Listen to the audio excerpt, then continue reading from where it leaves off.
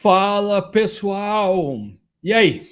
Curtindo todas as dicas, todas as informações que o Bruno está trazendo pra gente? Falei para vocês, o cara é fera. Brunão, além de um irmãozão, é um grande mestre, um grande professor de hipnose e mentalismo. E agora, pessoal, nós vamos entrar nas famosas induções. Os tipos de induções, induções rápidas, induções lentas. O Bruno vai falar um pouquinho, vai falar da sua experiência, do que ele tem utilizado.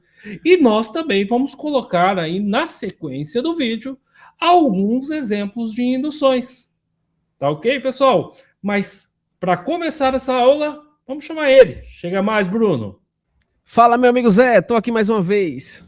Maravilha, Bruno. E aí, Bruno? Quais são as induções que você pode nos mencionar aí, que você mais gosta? Ou melhor, mencione as induções e depois você fala as que você prefere e as que você tem mais utilizado. Você é um cara que eu sou fã mesmo, vou rasgar um pouquinho de seda, vocês que me desculpem, mas o Bruno, existe a indução de Dave Elman, que é uma indução bem clássica, uma receitinha de bolo, mas muito eficaz.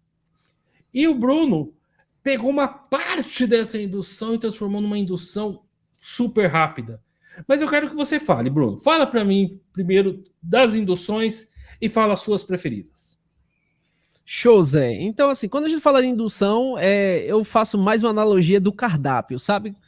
É um cardápio com o nome induções e você tem, assim, infinitas induções. Desde as clássicas, né, que todo hipnotista já conhece, e as possibilidades que você pode criar. Você pode mesclar essas induções. Então, por exemplo, se eu quiser fazer meu participante relaxar, eu posso usar um Dave Elman. Se eu quiser fazer o participante entrar de forma muito rápida da hipnose, eu posso fazer, por exemplo, um hand drop, posso fazer uma quebra de padrão, né? Se eu quiser gerar um ar mais misterioso para aquela pessoa, eu posso fazer um falso aperto de mão de Richard Blender, que acaba gerando também uma confusão mental no participante, porque eu vou apertar na mão dele, na hora que ele vem sedento para apertar a minha mão, eu quebro o padrão e eu pego no pulso dele, e ele fica meio bugado, pensando o que foi que aconteceu, eu já levo para a testa dele aqui e eu digo, olha, fixamente, e a mão vai se aproximando e ele fica sem entender. Então, assim, é muita informação. Então, tem induções por excesso de informação, né, que é um overload de informação.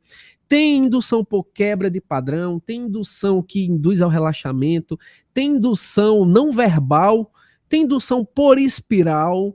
Então, cara, tem tantas induções que eu poderia passar assim o dia todo falando das induções. Mas para você que está iniciando, deixa eu te falar uma coisa.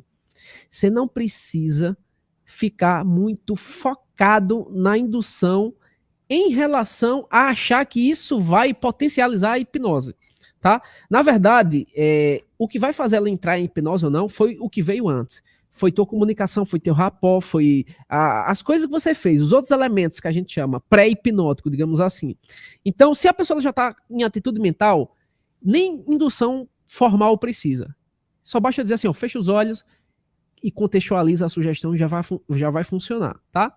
Então, se você ficar aí pensando, meu Deus do céu, vou ter que decorar um monte de indução, ficar lendo, ter que memorizar aquilo na cabeça, saiba que não precisa. Se você fez sua tarefa de casa na parte anterior, só basta dizer assim, ó, fecha os olhos e qualquer coisa pode virar uma indução. Se você toca na testa, pode virar uma indução. Se você faz uma espiralzinha assim e toca na testa, vira uma indução. Qualquer coisa pode virar uma indução.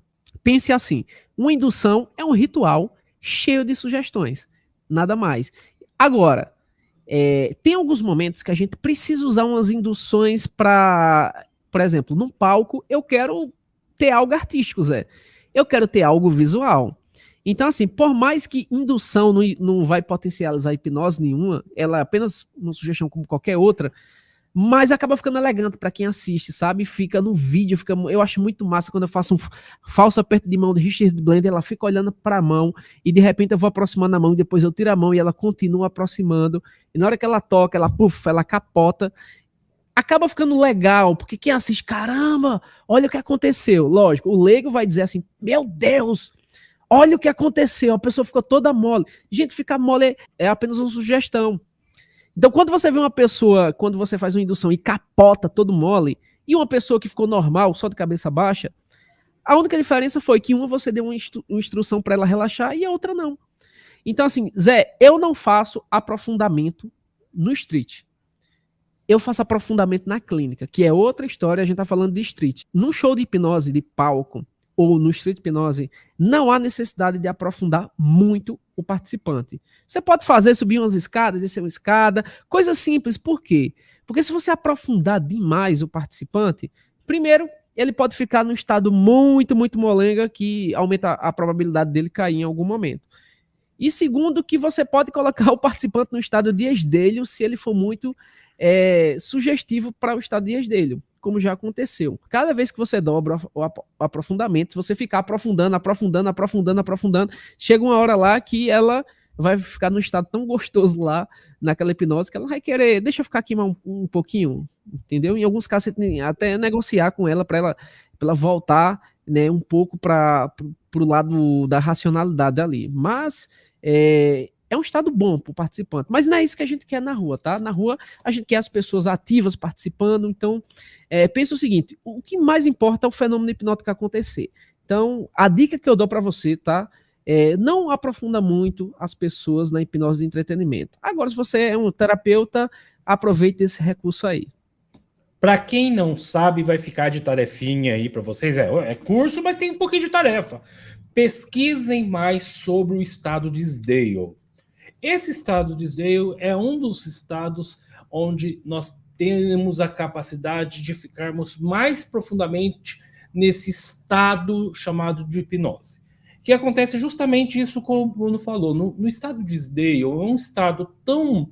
Para quem já passou, eu ainda não tive esse privilégio, tá, pessoal? Mas é um estado tão relaxante, tão tranquilo, que a pessoa muitas vezes não querem sair, mas por opção dela, tá? Assim, primeira coisa, lembrando lá atrás, quando o Sérgio já comentou conosco, não existe essa história de que você vai ficar preso na hipnose, tá? Ninguém fica preso na hipnose. Em algum momento você vai sair desse estado.